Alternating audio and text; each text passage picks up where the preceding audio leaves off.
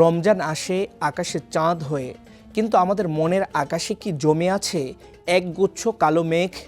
আমরা ইফতারের আয়োজনে অভাবীদের ডাকি, অথচ নিজের ভাই ও বোনের সঙ্গে বছরের পর বছর কথা বলি না। আমরা কি ভেবেছি এই অভিমান ধরে রেখে কি মহান আল্লাহর রহমত পাওয়া সম্ভব? আজ আমরা এ সম্পর্কে একটি হাদিস জানব।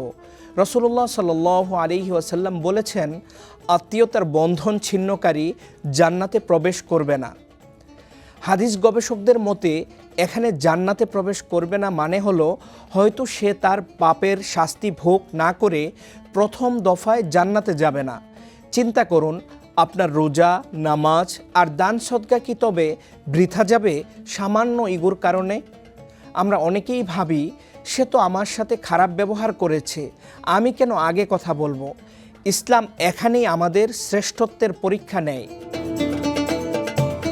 ইসলাম বলে আত্মীয়তার বন্ধন আল্লাহর আরশের সঙ্গে ঝুলন্ত।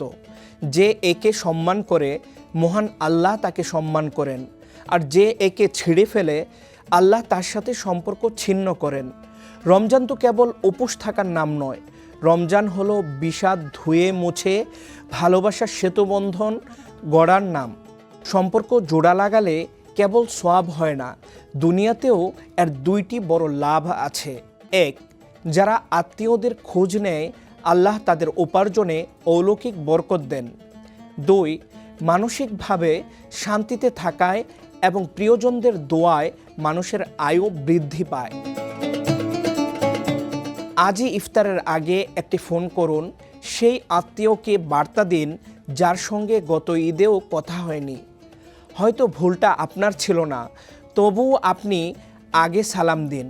মনে রাখবেন, রমজানে মহান আল্লাহর ক্ষমা পাওয়ার সবচেয়ে সহজ উপায় হলো আল্লাহর সৃষ্টিকে ক্ষমা করে দেয়া।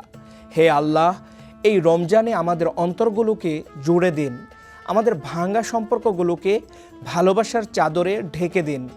আমিন।